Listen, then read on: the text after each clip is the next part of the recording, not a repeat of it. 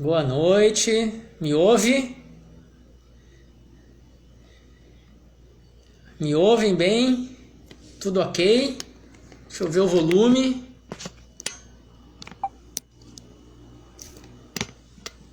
Olá.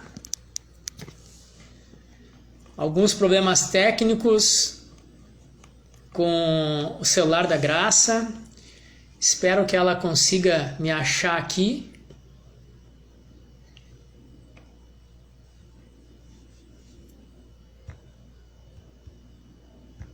Estou perguntando, eu tenho que clicar em cima do vivo vermelhinho que está no alto da página esquerda, é o único que aparece para mim.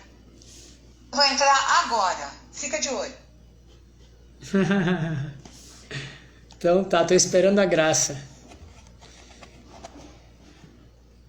Aí, Graça, solicita para mim agora. Aí.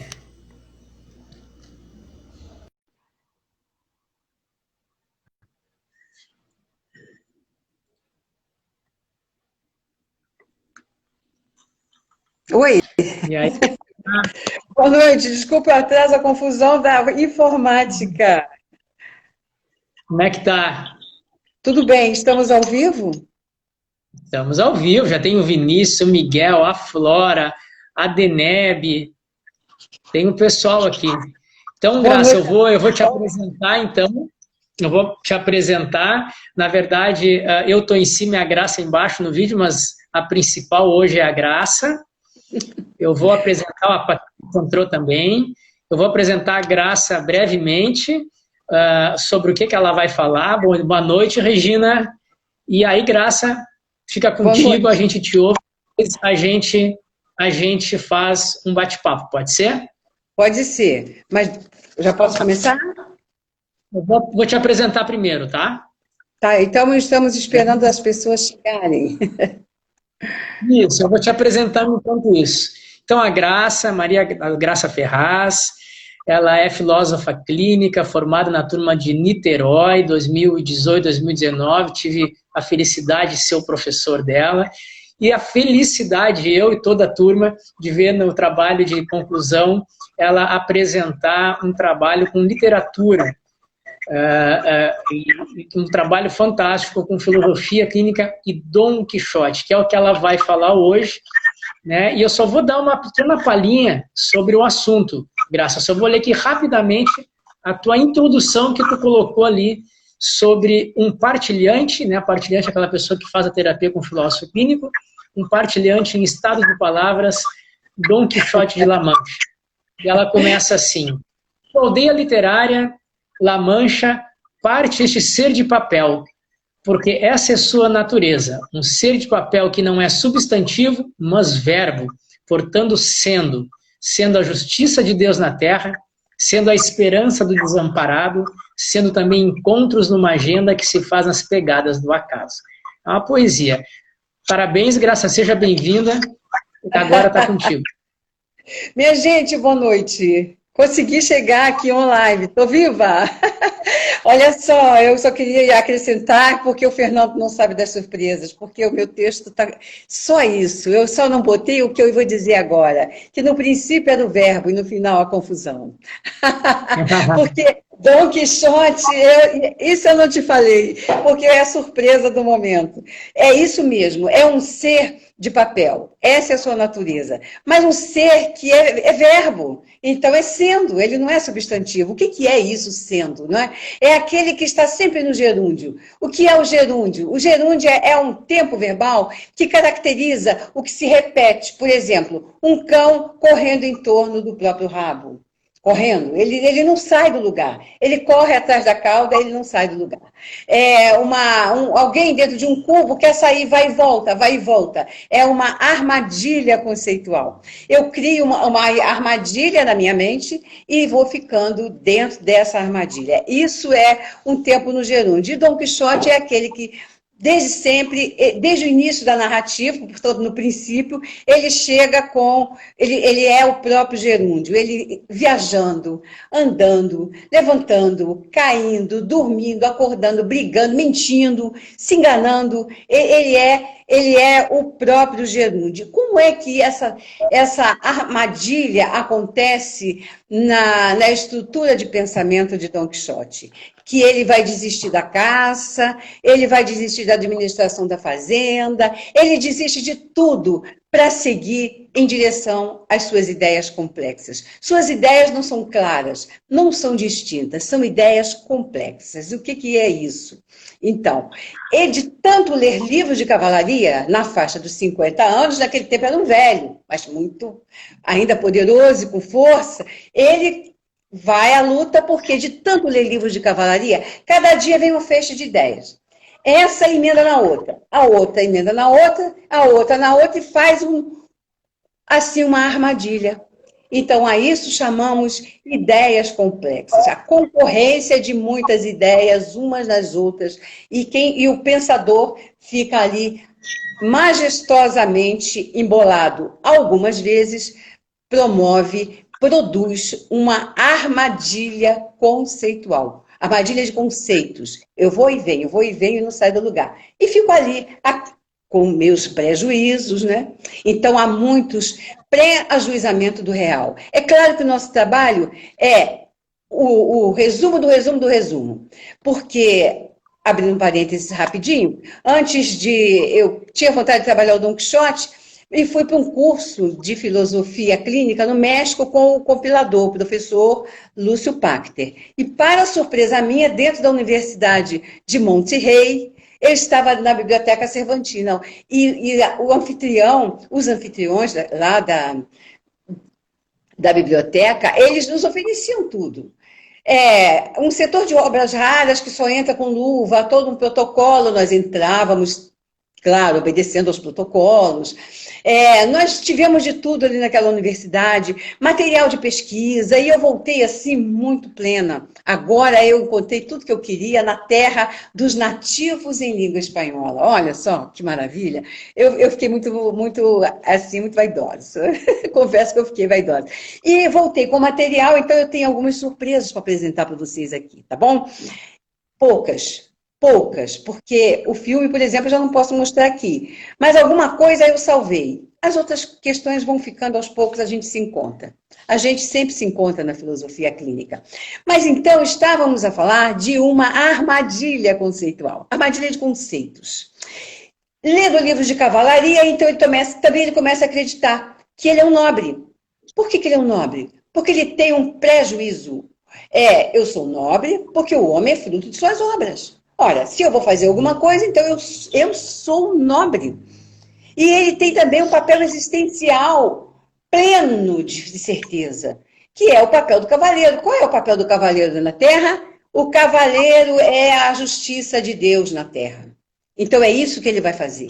Ele está pleno de um papel existencial e que o homem é nobre porque o homem é fruto de suas obras. O papel existencial dele aí é o representante de Deus na Terra. Então é aquele que no gerúndio segue sendo defendendo as virgens, as viúvas, os desamparados, os órfãos, os necessitados, e ele vai sair pelo mundo para resolver todos os agravos. Os sem razões venham a mim. E eu tenho pressa, ele tem muita pressa. Vocês um dia, se pegarem a narrativa, certamente vão pegar, vocês vão ver a pressa de Dom Quixote. Ele fala, eu tenho que ir logo, porque tem gente esperando por mim. Pena que eu não posso ler aqui os trechinhos da obra. No trabalho que nós apresentamos, foi possível isso. Então, o que ele acha de si mesmo, olha o que ele diz, olha o que ele diz. Eu vou ler para vocês o que ele diz que ele acha. O que ele acha de si mesmo, ele diz assim, ó, eu sei quem sou, responde Dom Quixote. E sei quem posso ser. Olha que ufanismo, que grandiloquência, que poder. Eu não só os tenho dito, mas todos os 12 pares da França e ainda todos os 9 da fama, pois a todas as façanhas que eles juntos fizeram, hão de avantajar as minhas. Viu? Ele tem uma visão de si muito forte, muito grandiloquente, mas em níveis conceituais. completamente desconectado disso que chamamos de realidade.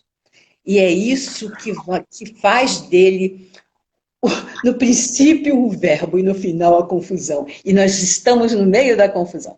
Então, quando ele tem essa visão onipotente, conceitual, essa visão de si mesmo, é nesse prejuízo o que ele quer. Bem, ele está amarrado numa armadilha. Ele se amarrou. Mas o devir não congelou. A vida quer viver. Então ele vai ter que sair. Porque nada vai ficar parado. Nada fica no lugar. O devir não congela. Eu posso arranjar uma armadilha e ficar nela. Eu rodo para lá e para cá e para cá. Eu vou arranjar saídas. E todas serão descaminhos. Porque não são ideias claras, não são ideias distintas, são ideias complexas, umas amarradas nas outras de qualquer jeito. Quando acaba uma ideia, já vem a outra amarrada. Aí vem a outra e começa aquele ninho de confusão que algumas pessoas conhecem. Então, ele vai fazer 3 viagens em direção às suas ideias complexas. Pode imaginar a confusão? Do ser em gerúndio. Ele está em gerúndio e indo em direção às suas ideias complexas, onde nada ficou no lugar. Nem amante. Sabe por quê? Ele também quer se humanizar. Ele chega a tal ponto que ele quer ser humano. Porque ele quer contar. E Walter Benjamin diz, no texto narrador, que só o homem narra. Um peixe não narra, a chuva, o vento, as árvores, em toda a criação, o exercício da contação, a narração é da ordem do humano. Então, narrar é ratificar sua condição humana, segundo Walter Benjamin. Então, entendo que ele também queria se humanizar. Porque, segundo Humberto Eco, a obra está aberta, mas não está escancarada. Eu posso falar o que eu quiser? Pode, desde que você argumente. Então, esse é o meu argumento. Ele quer se humanizar, porque ele quer contar. Então, ele arranja ele segue sendo um amante sem causa. Porque Aldonza Lourenço é uma camponesa, é simples, não tem nada a ver, mas ele vê como Dulcinea del Toboso. E o cavalo fraquinho, que era Rocinante, vai ter agora o nome de Rocinante. Rocinante é o meu cavalo porque ele entende que é um nome poderoso, majestoso. Então, ele com armas enferrujadas, numa esteticidade seletiva toda arrumada, lá vai ele sobre as veredas do irreal. Lá vai Dom Quixote, em direção às suas ideias complexas. E nós aqui, presos numa armadilha conceitual, como já falamos, como um cão correndo atrás do próprio rabo, ele se engana em todas as direções. Então, ele vai sair. Ele vai fazer uma saída, e ele vai fazer uma outra saída, e vai fazer uma outra. Vamos para a primeira. Aqui é tudo muito rápido, minha gente. Não tem como ser mais. Só vocês, aí na intimidade da casa de vocês, é que vocês vão poder adentrar com o Don Quixote e fazer as reflexões de vocês. Nesse primeiro momento, ele sai pelas cercanias. Ele sai sozinho. E volta, imagina, ele volta apanhado, bateram nele, ele voltou todo machucado. De cara, quando ele encontra 2 prostitutas numa estalagem, ele pensa que são 2 virgens para ele defender. Então estavam, por acaso, à porta 2 mulheres moças, dessas que chamam da vida. Viu as 2 moças que ali estavam a sós, que a ele pareceram 2 formosas donzelas, ou 2 graciosas damas que nos portões do castelo estavam a folgar. Então ele começa confundindo prostituta com virgem. E entre tantos enganos, isso aqui é só resumo, ele volta apanhado. E sabe o que ele diz? Ele não vê. O fenômeno está aí, mas ele não viu, então não é fenômeno. Ele vai dizer o seguinte, ó. E ele disse que era tudo moedura, por ter levado um grande tombo com Rocinante, seu cavalo, ao se bater com 10 gigantes, os mais desaforados e atrevidos de quantos há em toda a parte da terra. Então, o incansável Don Quixote, ele diz aqui que ele lutou contra os gigantes. A busca de Don Quixote está fervendo. É só uma viagem. Então, ele tem que armar a segunda. Porque ele ainda tem fôlego para isso. Ele vai para Saragossa. Mas ele não vai sozinho, então ele vai fazer uma interseção de estrutura de pensamento com Sancho Panza. E essa estrutura de pensamento, ela vai até o fim da narrativa. Bem, mas nessa segunda viagem, o retorno é ainda mais engraçado. Para alguns. Para mim não foi muito não, eu fiquei muito tristinha com ele. É como o mundo narrativo me pareceu. Mas ele volta dentro de uma jaula. Ele volta dentro de uma jaula sobre carros de boi. E ainda acreditando, pasmem, ele, durante toda a narrativa, ele acredita que está sob um suposto encantamento maligno. Isso tudo acontece comigo porque eu estou sob efeito de um encantamento maligno. Viu? Como se a gente corre da realidade e não vê sua malha psíquica. A malha intelectiva, ele não viu. E é com uma busca alicerçada em prejuízos, ainda é um item muito forte em sua malha intelectiva. Então, ele vai para a terceira viagem. E nós também vamos. Nós vamos viajar. Nós vamos para a terceira viagem. Mas antes, eu quero contar os segredos. Que aí não é literatura, é literatice. Mas vamos a ela? Vamos brincar de literatice também? Aqui está a primeira parte da obra. Ó. Eu quero que vocês vejam direitinho. Ó. Primeira parte da... Não estou fazendo propaganda da editora, não precisa. Mas, olha, a primeira parte da obra está a primeira viagem e a segunda viagem. Está aqui. A terceira viagem e o desfecho está aqui. Nessa. Então, são duas. Aqui está a primeira parte, com a primeira e a segunda viagem, que nós acabamos de ver. Uma toda apanhado e a outra dentro de uma jaula. Ele volta. E aqui nós vamos, então, para a terceira e última viagem. E o desfecho. Agora, uma curiosidade. Vocês sabem quanto tempo passou para chegar de uma para outra? 10 anos. Essa aqui veio a público em 1605. E essa em 1615. Nós ficamos 10 anos assim, gente. Já pensou o mundo assim? É meio mundo. É meio mundo. Não dá para acreditar assim. Ai, que perigo. Mas aí a existência cuidou de segurar o nosso autor, que é o tradutor. Dizia Guimarães Rosa que a obra está pronta. Ele só é do tradutor. Ele traduz. Então é isso. A terceira parte está pronta. Só chegou para nós 10 anos depois. Bem, mas chegou. E agora eu tenho alguma coisa para mostrar para vocês que também é da maior emoção. Porque nós tivemos acesso na Universidade de Monterrey a essa primeira parte aqui, ó. Primeira e segunda viagem de 1605. A segunda ainda não tinha chegado, né? Uma tiragem de 1610. Olha aqui, ó. Olha que bonito. 1610. Bem pertinho, estão vendo? Tá vendo? 1610. Olha que lindo. Ó. E agora vocês vão ver aí, ó, essa mãozinha com luva. É a minha, tá? É a minha. Não tenha dúvida. Agora aqui mais, olha. Mais aqui. Isso aqui é a parte interna da obra. Nós tivemos acesso. Tocamos com luva. Aqui mais a parte interna. Tem um filme, mas eu não posso passar aqui, né? Já, ó, mais aqui. Olha só. E aqui, de novo, a capa 1610. Foi o que eu pude fazer como surpresa, que ainda não acabou. Temos mais. Surpresa para vocês aqui, porque veio de longe. Veio de longe. E veio no acaso, né? O acaso também trabalha a nosso favor. De vez em quando a gente leva uma rasteira, mas não é sempre. Então o acaso foi muito meu amigo. E agora, nessa terceira parte da obra, ele ainda incita forte, aí ele diz: meus arreios são as armas, meu descanso é o pelejar. Então vamos que vamos. Porque se o seu descanso é o pelejar, a inquietação segue sendo o clímax da fidelidade ao que busca numa paixão dominante. Ao fazer-se verbo no gerúndio, ele ainda está em gerúndio. Vai chegar um momento, vamos ver se ele vai sair do gerúndio. Então, nessa terceira parte da obra, o ânimo narrativo dá conta de nos apresentar um corpo a corpo. Ele entra na vida, ele está em ideias complexas, ele é um ser de papel em gerúndio, mas ele entra na narrativa com o corpo físico. Porque aparecem na frente dele leões de verdade.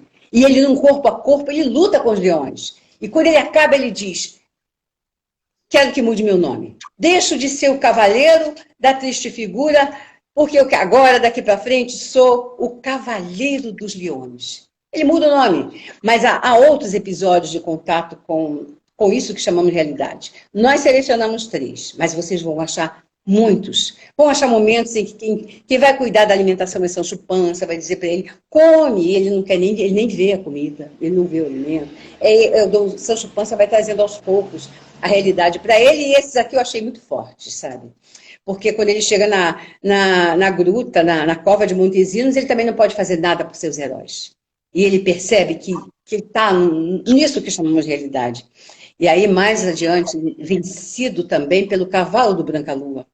Ele já esboça, nesse momento, quando ele perde a luta para o cavalo do Branca Lua, ele mostra a desindexação de sua estrutura de pensamento.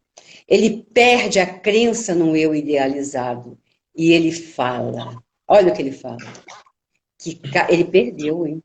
Ele sai vencido e ele diz que cada um é artífice da própria aventura. Eu fui da minha, mas não com a prudência necessária. E assim, paguei dobrada a minha presunção, pois devia ter percebido que a poderosa grandeza do cavalo do Branca Lua não poderia resistir à magreza do meu Rocinante. Ele percebe onde ele está. E ele, com cada vez menos glória, ele vai declinando e a sua identidade vai se encaixando de volta no espaço literário de La Mancha. Ele volta para a aldeia literária de La Mancha.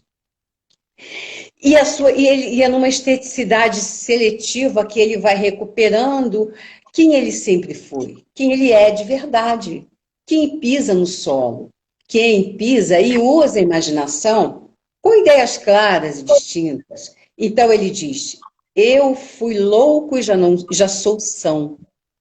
Fui Dom Quixote de La Mancha e sou agora, como disse Alonso Quijano, o bom. É isso que ele é agora. Então ele percebe onde ele está. Ele faz contato com o real. É um momento em que o ser de papel dobra-se sobre si mesmo. É um ser dobrado. É um ser curvado sobre si mesmo numa inversão. Um ser de papel dobrado. E aí ele vê que pagou com o tempo. O tempo foi sua moeda de troca. Ele não tem mais volta. Então ele faz o testamento, e já já combalido, muito mal, ele faz o testamento e ele deixa umas terras para a sobrinha. Ser e somente ser. Ela nunca olhar para um cavaleiro. Havia essa condição. Se olhar para um cavaleiro, perde a herança. Era uma das condições. E aí, numa fala também, confessa, ele tem um lamento. Ele lamenta, e lamenta muito, e diz que este desengano tenha chegado tão tarde, que me não deixa tempo para fazer alguma compensação, lendo outros livros que fossem luz da alma. Então é o momento em que o ser de papel dobra-se sobre si mesmo, é uma epifania. Então, nesse momento, ele não está mais em gerúndio. Ele é um ser. Ele é um ser. E aí sim, se no princípio era o verbo e no final a confusão, aqui ele não está confuso. Aqui no princípio era o verbo e o verbo é o logos. É a revelação de que tudo passa. E ao passar, honra o que deixa, a mestria do auto-engano. Aprender com o auto-engano. Então, uma questão, ainda não acabei minha apresentação, estou preocupada com o tempo, mas uma questão que eu pergunto, para que a gente possa pensar, acabou a narrativa? Dom Quixote foi? Dom Quixote saiu, fechou o livro. Acabou a narrativa ou Dom Quixote se afastou? Como é o mundo narrativo para você? Sabe como é para mim? Ele somente se afastou, porque ele está presente em nós como auto-engano. A mente humana é constituída de auto-engano. Nós não sabemos, ousamos, nós não sabemos, avançamos, recuamos, intuímos e vamos nos descobrindo. Então, enquanto houver um homem sobre a terra, Dom Quixote está lá, o auto-engano está lá, e a sua redenção também. Então, é muito fantástica essa conversa toda. E aí, isso saindo um pouco, agora, para lembrar do autor. Porque Dom Quixote, ele é de tal modo atrevido que ele fez sombra para o seu autor. Algumas pessoas ainda perguntam assim, quem é mesmo o autor, hein? Mas não tem quem não conheça Dom Quixote. Quem é mesmo o autor? Ah, Miguel de Cervantes Saavedra. Mas é mesmo, Dom? Ah, é. Foi no Google. Foi no Google quem é. Então, eu achei também lá na Universidade de Monterrey, eu achei lindo, maravilhoso, profundo, porque a sombra de Dom Quixote está o seu autor, esquecido. E de lá nós encontramos a última fala dele. Ele nos deixa, se afasta, dia 22 de abril de 1616. E ele escreve isso no dia 19 de abril de 1616. É a última escrita do autor. É pequenininha. E eu vou ler para vocês, que está assim, ó. Ontem me deram a extrema-unção e hoje escrevo isso. O tempo é breve, as ânsias crescem, as esperanças minguam. E com tudo isso, levo a vida sob esse desejo que tenho de viver. E fecham aspas. Isso me deixou muito assim, muito maravilhada, muito encantada com a vida. Saber que aqui nasceu gente desse nível, dividindo o planeta comigo. É bom olhar para aí, né? Olhar para a potência de alguém que envelhece com desejo de viver, de produzir, de fazer boas composições, de criar e traduzir. Então, o que a gente pode mais desejar é que nunca falte na nossa aldeia, a opção pela vida. Mas, então, isso é uma conversa, né? Propomos desde o início uma conversa entre filosofia clínica e literatura. Bem, a filosofia clínica, como diz Lúcio Porter, é dele, do compilador da definição. Ela é uma terapia com método próprio. Método próprio. Não traz método de ninguém. E antes de ser clínica, é filosofia acadêmica. Antes de ser clínica, é filosofia acadêmica. E aí, a gente se pergunta, para que serve a filosofia? Filosofia agora também é na moda, né? Para que serve a filosofia? A filosofia gira em torno de duas questões. O que é o homem e o que é o real. Bem, o que é o real? Lá na Grécia Antiga, o real era aquilo que espantava. Diante do espanto e da admiração, começam as primeiras raízes disso que é filosofia, disso que é razão. E vem o Tales de Mileto e diz que tudo é água, e o seu discípulo Anaximandro diz que não é bem assim, e havia uma querela lá. E hoje, não há? É a mesma coisa. Hoje estamos diante de um vírus, mudando a nossa agenda. O real é isso que nos deixa no espanto, é o que oferece o espanto e a admiração. E o homem? Onde é que está? O que é o homem? O homem é aquele que, ao dobrar-se sobre si mesmo, ele sabe que só tem um convite a seguir, que é o de Píndaro. Venha ser aquilo que você é. Obrigada. Boa noite. Muito bem, Graça. Nossa, eu vou fazer aqui até as palavras aqui do Paulo, né? O Paulo diz assim, ó, que live maravilhosa, Graça. Você fala muito bem. Estou fazendo uma viagem deliciosa com seu entendimento sobre... Paulo, faço minhas tuas palavras, porque esse trabalho da Graça sobre Dom Quixote, é uma poesia. Nós tivemos o privilégio de ver lá na apresentação de TCC lá da Graça, né? A turma viu, e quando acabou todo mundo foi, não, isso tem que ser publicado, isso tem que ser publicado, não só publicizado, né? Como nessa live, mas nós temos que publicar, né, os trabalhos de TCC do grupo, agora a Patrícia dando parabéns, quem sabe a gente junta com a turma aí de Petrópolis que nós estamos fazendo e fazemos um livro com os trabalhos de TCC, porque não é, claro, a Graça é maravilhosa, mas tem uns trabalhos muito bons, mas Graça é uma poesia, falando e escrevendo. Obrigada. Esse teu trabalho, eu fico assim, extasiado com a capacidade que a filosofia clínica tem de fazer diálogos e que as pessoas que trabalham com filosofia clínica fazem esses diálogos de forma muito espetacular. Eu fico impressionado, né? Paulo também disse, estou impressionado, que emoção indescritível estou sentindo nesse momento. Eu também. Então, aqui depois o pessoal que quiser perguntar e falar, por favor, né, sobre a grande questão aqui, uma das grandes questões que dá para trazer aqui sobre o Dom Quixote é a questão do sensorial do abstrato. O que é o real, né? Então, a gente tem ali na filosofia clínica um tópico que é o sensorial abstrato, para a gente poder perceber, enquanto filósofo clínico, onde a pessoa navega mais com o seu intelecto, com a sua mente, com a sua malha intelectiva, com o seu espírito, seja o que for. Se ela trabalha mais nas ideias abstratas ou mais no sensível, nos 5 sentidos, né? Mas isso não quer dizer que o abstrato não é real. Se a gente pegar a filosofia e for lá para Platão, Platão, dentro da filosofia, ele vai ser considerado um realista. As ideias de Platão, o amor platônico, é só na ideia. Pessoal, esse é o popular Platão. O Platão filosófico, ele era um realista, porque as ideias eram reais. Era a partir desta realidade que toda a realidade física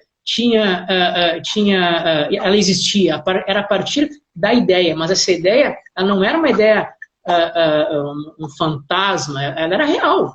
E a gente vê isso na terapia, porque as pessoas chegam lá com ideias, como um partilhante como o Dom Quixote, que não fazem, parece muita comunicação com a vida real. Ele olha 2 prostitutas e pensa que são 2 donzelas, mas faz toda a coerência, ele sente tudo isso no mundo real das suas ideias. Então, o abstrato não quer dizer que não seja real.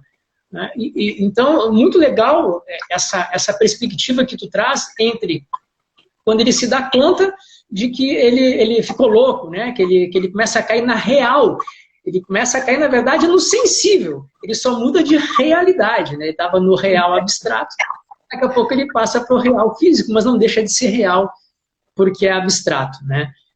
O que tu acha disso, Graça? Ele aborda o saber do fenômeno, sabe? Ele aborda o fenômeno quando ele entra com o corpo, né? Ele entra com o corpo. E não é que o abstrato é da maior importância. A questão é quando o abstrato é quando ele desconecta da clareza. Uhum. E nós vemos isso pelo resultado que dá. Você esbarra em coisas que você vê que você não está usando bem o seu emocional, a sua imaginação. Se a imaginação, você diz que é mais importante que o conhecimento, claro que é muito importante, mas a imaginação, então, para afirmar a vida em ascensão, a afirmação da vida pela via do imaginário, a gente precisa muito do imaginário, mas muito mesmo. Tudo começa no imaginário. E tanto é que quando uma estrutura de pensamento entra numa confusão, desorganiza todo o sistema. É um sistema, uma malha intelectiva que toda ela se desorganiza. Mexe num ponto, os outros pontos vão se acertando. Você mexe numa crença, num valor, num pré-juizamento qualquer, a forma de organizar a sua agenda já começa a ser outra. É muito importante o imaginário. Muito importante. Muito importante o abstrato. Importantíssimo. E ver o dano que ele causa quando ele não está sendo visto, não está sendo usado, vivido para a afirmação da vida. Para criar vida. Porque guerra também é criação, mas nós estamos referindo à criação de vida e ascensão. Olha só, o Vinícius fala aqui, ó. Graça, achei muito legal o que você disse sobre o gerúndio. Eu tendo a pensar que ele não é o eterno retorno do mesmo, mas o passar do tempo em um único instante. O devir do kairos, que o kairos, né, é o tempo grego para a oportunidade, né, o tempo oportuno. Né? Então, essa do gerúndio, do ser sendo, é maravilhosa a tua percepção, Graça. Eu também gostei bastante daquele que é sendo, né? Isso. Sobre o abstrato... Achei divino, no final, quando ele não é mais sendo, ele é. Quando ele não é mais representação. Ele está no inteligível de Platão, no mundo das ideias pressupostas. Então, eu estou aqui, ele não tem representação. Eu não tenho mais tempo para seguir. E o que eu tenho que fazer é isso mesmo. Que pena que eu não posso ler livros que sejam luz da alma, Mas é isso que eu sou. Eu tenho que... tudo passa e eu tenho que honrar o meu caminho. A honra existe. A honra para aquilo que se viveu. O tempo passou, mas eu tenho que honrar. Honra o que passa, que é a mestria do auto-engano. É muito importante honrar o que passa. Um passado não é gratuito. Não adianta a revolta. É isso, e aconteceu, né? Aconteceu. Muito legal também sobre esse que tu... Já vou entrar nisso. Eu só vou finalizar, não sei se é finalizar ou não, a questão do abstrato, do sensível, né? Que às vezes Sim. a gente fala, o cara tem que cair na real como se o abstrato não fosse real, né? Mas a gente vê que né? O tanto que tem o Calvin, Deneb, que vai gostar do Calvin, né, Deneb? O Calvin tem aquele, né, que tem um ursinho de pelúcia que quando tá com ele se torna um urso de verdade, as ideias dele. E o Calvin tem uma frase ótima que ele diz assim: a realidade vive atrapalhando a minha vida. Pode ser o contrário, né? Às vezes as pessoas podem não entrar em ideias complexas, não entrar em armadilhas conceituais, viver no sensível e se atrapalhar com as próprias coisas, e entrar em armadilhas práticas, né? Nem conceituais. A pessoa não pensa muito, não vai muito para o pensamento, mas fica fazendo coisa quando vê está toda emaranhada, porque pode ter também armadilhas sensíveis, né? Digamos assim, não só as conceituais. Né? E a questão do vice-conceito, né, o vice-conceito para a filosofia clínica é a metáfora, né? O Dom Quixote vive em cada um de nós como auto-engano. Achei lindo isso. Achei mais uma poética da Graça. Fala um pouco mais sobre isso, Graça. Qual é essa tua ideia do Dom Quixote como um vice-conceito, como uma metáfora que vive aí, enquanto houver homem, viverá o Dom Quixote, porque todos nós, de alguma forma, entramos em auto-engano ou em armadilhas conceituais. Adorei essa tua... Não, entra porque é para entrar. É para entrar. Não é para correr do auto-engano. Eu não sei. Eu não sei. Eu não posso saber tudo. O que eu preciso é cautela. Cautela para caminhar. Mas não ter medo do auto-engano. Como é que eu vou saber se eu não sei? Então eu não posso também pré-ajuizar porque congelo o devir. Ah, isso não presta, mas eu não vi. Eu não vi. A mente humana, ela é auto-enganante. E quando a gente observa a história, e não precisa ir muito longe, as questões, as descobertas, as pessoas entram numa pesquisa, o cientista entra numa pesquisa, ele não sabe para onde ele vai. Outra coisa, quando eu peguei aqui o Dom Quixote, eu não sabia para onde eu ia. É como um partilhante chega, nós não sabemos para onde vai. Não sabemos qual, não tem um final feliz. Tem um adentramento, uma coleta, um garimpo, uma pesquisa. E eu não sei mesmo. Se eu me engano, é só a boa vontade de retomar. Se tiver tempo, a gente refaz. Senão, honra o tempo que passou mesmo. Porque é isso. Honrar o passado é fundamental para nós, sabe? A Patrícia, aqui de Petrópolis, está dizendo: o uso do gerúndio coloca o personagem em uma busca sem fim. É isso mesmo. Ele não para. É o buscador. Ele nunca é o achador. Ele só é o achador quando o corpo físico quebra. O corpo físico quebrou, ele não tem mais força, já na hora de morrer, ele está partindo. Aí sim, aí ele é um ser, que não é gerúndio. Ele não está mais na representação. Ele está nas verdades pressupostas. É isso a vida. Não temos outro lugar para ir. Tudo passa. Tudo passa. E eu também passei. Essa ideia, né, Graça, de não fugir do auto-engano também é muito legal, porque a filosofia antiga diz exatamente isso, né?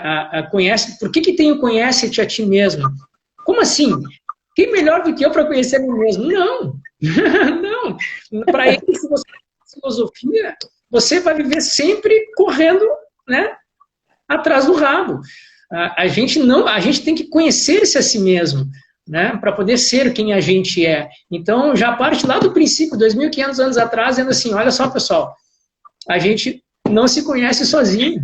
A gente precisa, no caso lá, né, da filosofia. E aqui nós estamos vendo também da literatura, né, para a gente poder continuar no auto-engano, mas continuar avançando de altos enganos a altos enganos, mas não para essas ideias claras e distintas de nós mesmos. Será que um dia vamos conseguir isso? A filosofia vai dizer, não, nunca.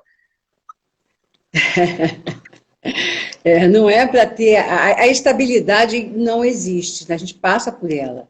E ela retoma, e vai e volta. A estabilidade, ela... Isso não é um oba-oba, né? Como, às vezes, a mente juvenil, e algumas podem entender. Eu mesma cansei de entender a vida como assim, uma coisa, algo meio festivo, um oba-oba. Mas a instabilidade não é um oba-oba.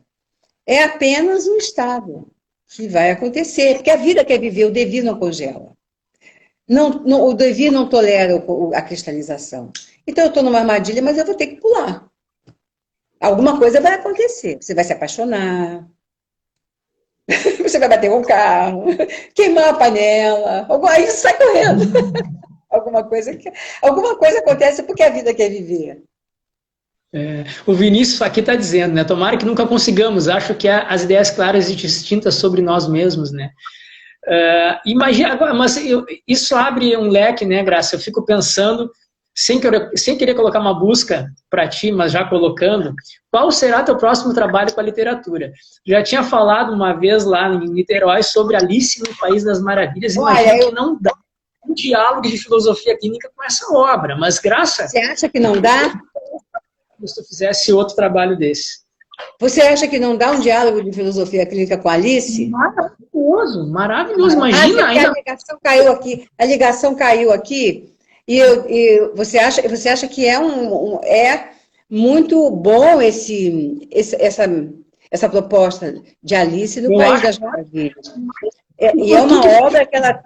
Nossa, é uma obra encantadora. Ela tem 150 anos, né? Exatamente.